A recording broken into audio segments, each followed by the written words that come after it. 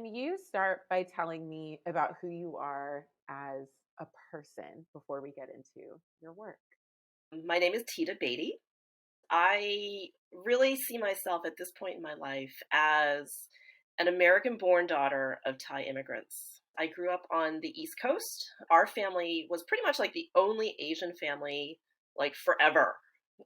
There weren't any other Asian families for at least a good hour away by car where I lived, and that was definitely a formative experience for me and my brother growing up and for my parents in terms of being immigrants in this country. Where I am right now is just doing a lot of exploration of that immigrant daughter identity, particularly since both of my parents actually had passed away in 2019. I've come to understand that my identity as an immigrant's daughter, as well as their status as immigrants, has had really profound effect on who I am, who they were, how we lived our lives, how they actually died, and how I grieve. So that's a little bit about me. Thank you for sharing. And we'll get into that because I do want to dig into the effects, the differences, the impact. And first, I would love to have you share, though, now about your work. Why did you come to the work that you're doing? And what is that work today? How do you show up in the world doing this work today? My work really is a product of my direct experience. I had alluded to the death of my parents back in 2019. And of course, losing any person, any people that important, that foundational, for any person, is presents its own kinds of challenges to each individual. For me, there were circumstances around their deaths that were complicated in the sense that my parents actually died 5 weeks apart.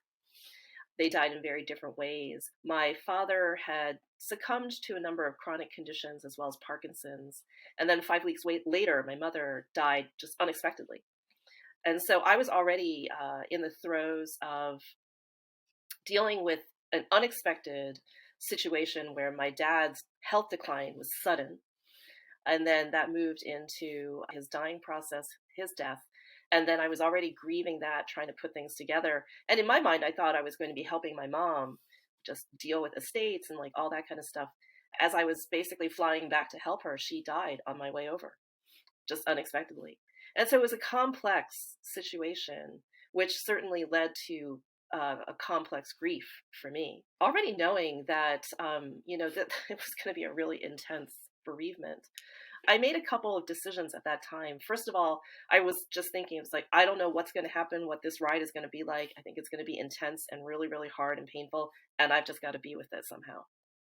But what does that really mean? Okay, I'm going to try to get as much help as I can possibly get. Went on to Google and just started searching for any number of kinds of like grief resources, grief groups, all kinds of support, whatever it was.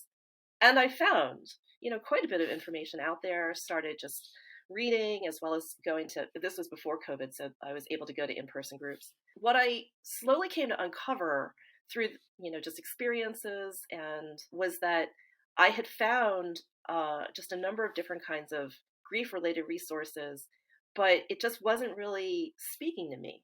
It wasn't information, it wasn't grief support groups and things like that, support that was really like meeting me where I was. And the big difference in it was that I was in a lot of support groups where it was like I was the only person of color in the support group. And that was just a real challenge because while I was also grieving the primary loss of my parents, I was also contending with secondary losses just around the notion that in their deaths, I became untethered to basically culture and heritage, language, and so many aspects of, again, like that immigrant experience. It really came to a head in terms of the complexities of the grief that I was just trying to find support around and just didn't really find anything that also addressed the additional layer of an immigrant experience in America. And I just found myself at a loss with that. Even more than that, found myself because I wasn't able to see any other kinds of representation. I also really didn't feel like other folks could like either relate or really even understand, and that they were of course so wrapped up in whatever they themselves were dealing with that it was lacking in compassion as well as understanding, representation. And I just knew that if I was going to be able to, try to find my way through my situation, I was going to need more. Went back to Google, tried like different support groups that may have like been like more diverse or whatnot. Even when I got into spaces where like the facilitators may have been people of color, the thing that was really absent was this recognition of the role of culture in bereavement, at least in terms of my experience through an immigrant lens.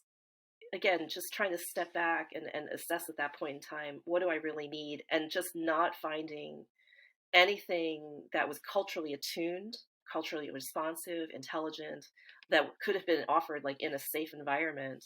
That's when I decided, well, this has got to change.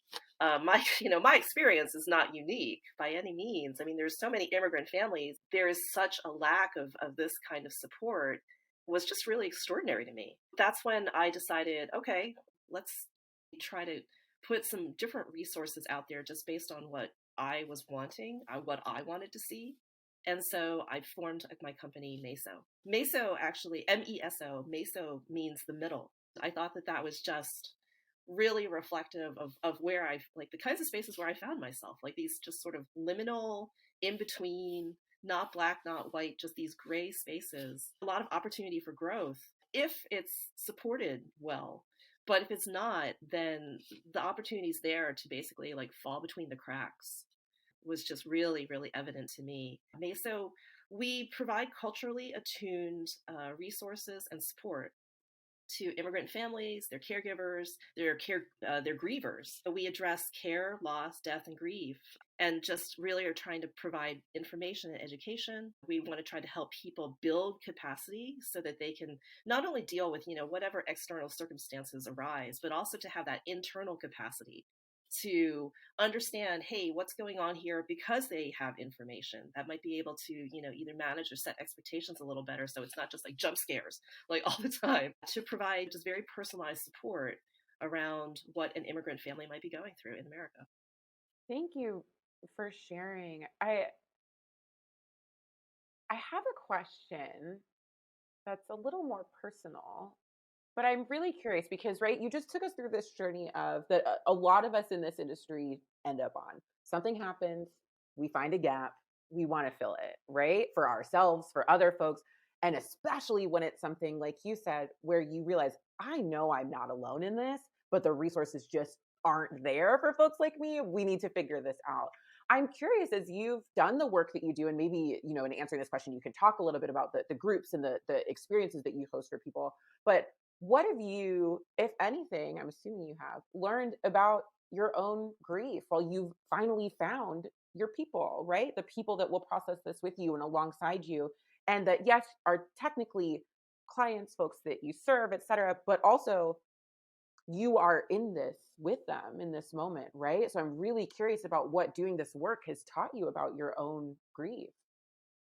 When I had alluded before to being this child, that I basically lived in an environment where we were the only Asian family. And so really got used to a situation where basically like my family of four, we hunkered down and we were support systems, quote unquote, for each other, as much as basically like two immigrants who don't understand anything about the system, who have no like peers of their own in terms of, just other, basically like other Thai immigrants anywhere close by, who are raising young children who are American citizens who bear no relation to any kind of childhood experience that they themselves knew. A lot of my orientation is very much like independent, self reliant.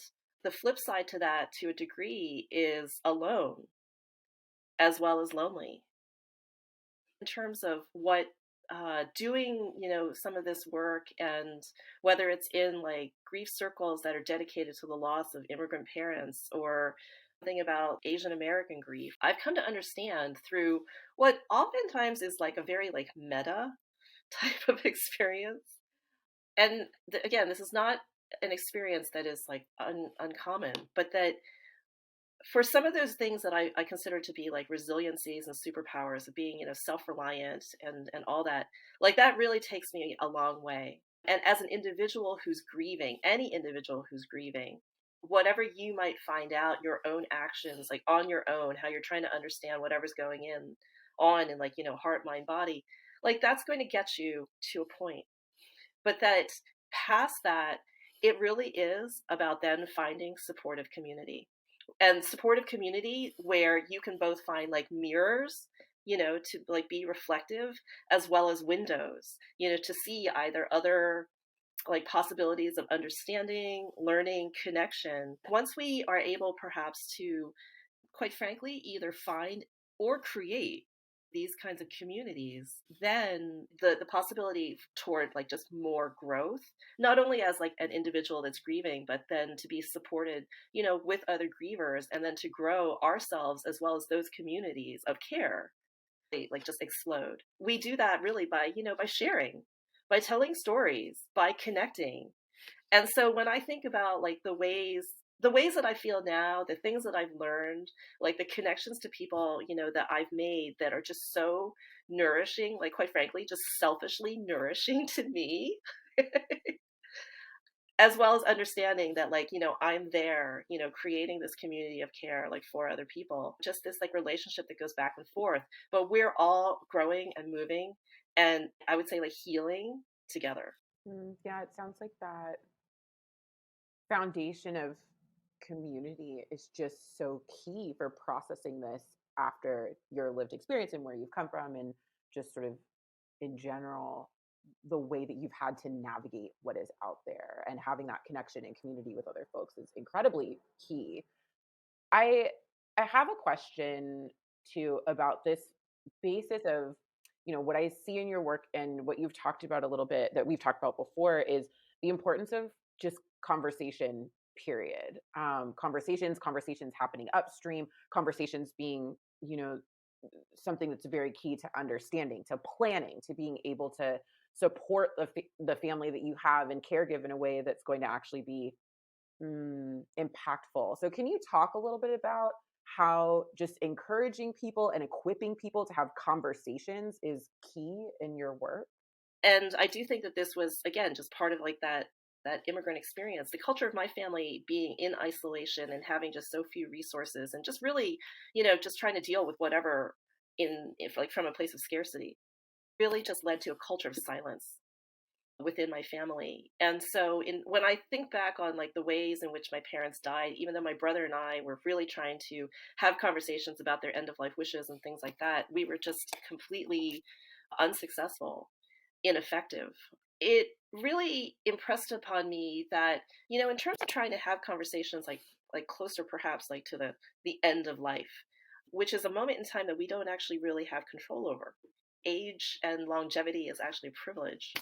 This notion of like, oh yeah, I can like put it off, or we're going to get there, is that when you finally get to that moment when you actually might need to have the conversation, that is not the ideal moment. Versus, again, like a little bit more upstream when perhaps, people are not necessarily burdened by fear at that time, or that emotions around it may not quite be so heightened.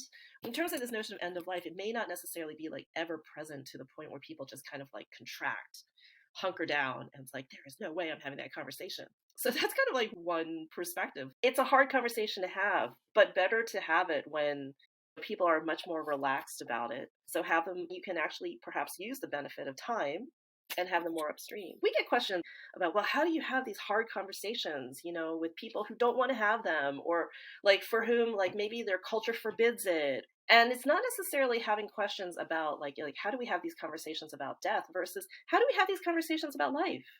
Maybe start there. And quite frankly, if we can have some conversations about life, maybe you're setting yourself up for, again, having perhaps harder conversations about death. That's what I really want to say here, is that any kind of care conversation, aging, illness, and, specifically like death, like these are intimate conversations.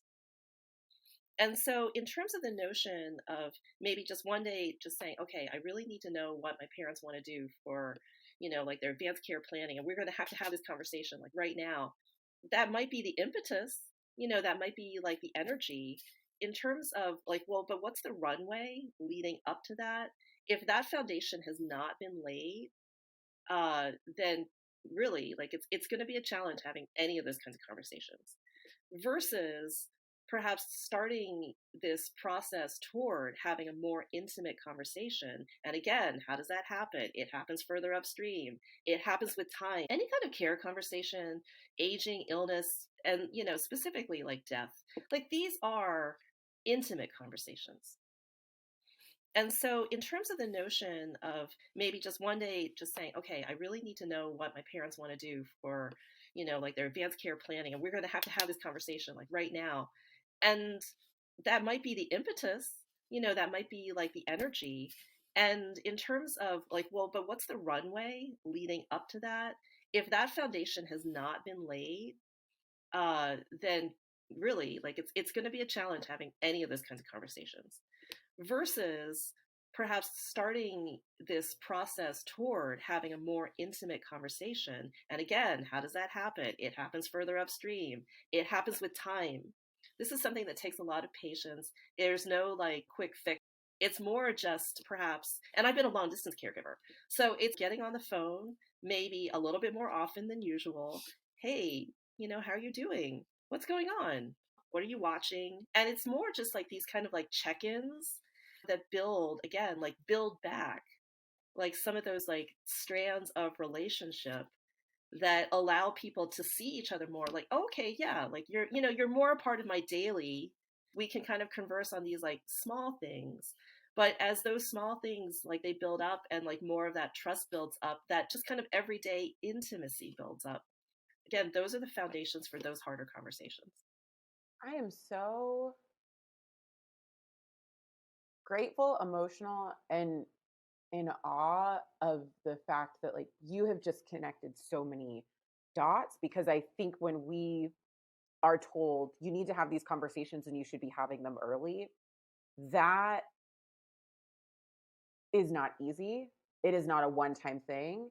And it is not as simple as here's a checklist of things we need to talk about. So we're going to talk about them once, figure everything out, and be done. And bow is tied. And it really, I think, makes me emotional because it makes me think about my mom died. There wasn't a great plan for anything related to end of life. And my dad and I recognized very quickly that we didn't have the relationship that you're talking about with that intimacy and that trust to be able to plan for his end of life.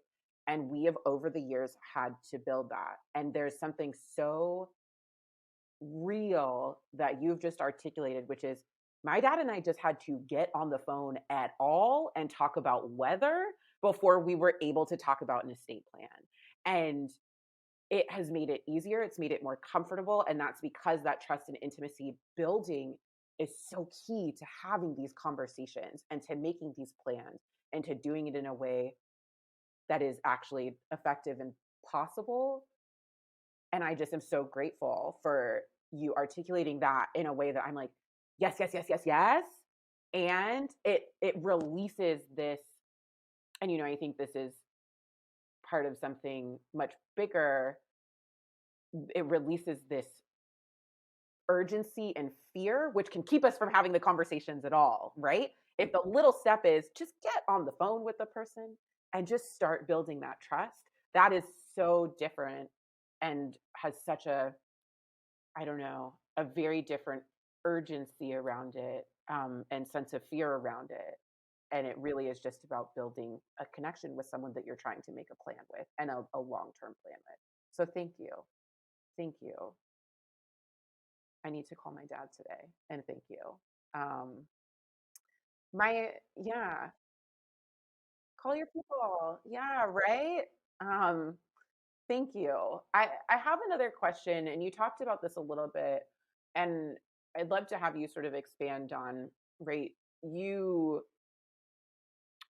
felt and experienced and navigated the actual death and loss of the humans, right? But there, as a family of immigrants and navigating that, you also became untethered, I think is the word that you used, right? And disconnected. And you ended up grieving so many other layers culturally and emotionally that other folks don't have to. And so, can you talk a little bit about that differentiator and the experience of immigrant folks and folks who are part of immigrant families when it comes to that untethering and that layer of loss that is very unique? It begins with that immigrant. When I say that, I guess the story that like, the way that I kind of think about this is that my parents individually made their decisions to come to America. At that point in time in their young adult lives, they had experienced whatever were their griefs and up until that point in their home country. But then, even in terms of this decision, I'm going to leave my home country and everything that I know and everything that brings me comfort, my family, my language, my culture, my food, like all of it. And I'm just going to go halfway around the world, like, because I want an opportunity. That is an amazing mindset. It's also like courageous and like, what? I just want to be mindful that sometimes that decision is voluntary. Sometimes that decision is driven by war or politics or just circumstances beyond any human's control. Nevertheless, in terms of having to go from just, the place, that literally is, again, like your foundation, somewhere else, and having to start all over and navigate all of that it's an extraordinary thing to do. But that extraordinary thing to do, comes with what is known as like cultural bereavement. Perhaps coming from a country where even if you kind of know how to speak English that you learned, coming here to America where it's like, okay, you've got to speak English all the time, really fast, and like go, go, go, go, go, and like make yourself understood as well as understand. That's one thing in terms of like the loss of that just capability, much less, actual like just communication and things like that. And then in terms of, again, like anything perhaps that may bring you comfort, like your foods and whatnot, like that, at least when my parents came here, that was not ever present. Certainly, like not to the degree that we have things now. And so I've come to understand that they themselves like went through their own process of cultural bereavement, which also intersected in this country with just racialized trauma in terms of them being Asian, but then also layering basically like immigrant status on top of that. At times can be either looked upon as a positive thing or sometimes used as a weapon. But there were like a number of things that were very, very different from them going from their homogenous country of Thailand to here in America that created an environment that of like a different kind of grief, a new kind of grief for them, cultural bereavement. And that though here it is, and I was born here in America, like I was born into that environment and having many things reinforced just because we were a family that lived in isolation, far away from community, not having those kinds of outlets to also be able to say, are you dealing with this? How does this make you feel? All those kinds of things over the course of a lifetime, whether it was, like that first generation immigrant or their next generations, it layers on top of each other. And particularly with cultural bereavement, it's a grief that's not well understood. At least here in like America, like what I understand is that it's not something that's actually taught in terms of like psychology, therapy. The notion of being able to have culturally attuned resources, particularly when it comes to care, whether it's like care, aging, illness, death, and grief. There's a lot of policy, for institutions where like they've done research, like it says like, yeah, it's really good to have that kind of thing. And it's so lacking still. And it very well may be because we don't have these kinds of conversations. We don't understand this component of experience well.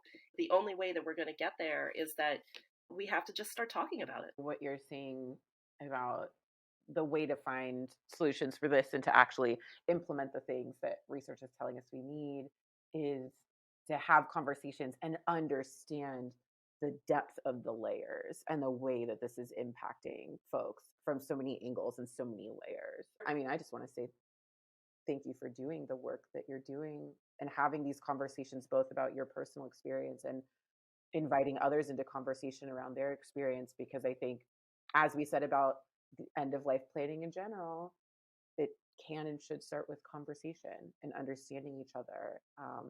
And I think that both can happen personally and professionally to move this work forward. Um, my last question for you is in a, let's say, broader, sort of zoomed out sense. What do you hope that folks get from working with you, from being a part of these experiences that y'all host, from being in conversation with you and taking these journeys alongside and with you and MESO? For the communities that we're really hoping to serve, to have meaningful impact for, a lot of these spaces clearly, like at least, again, from my own search, like they don't exist. They haven't existed.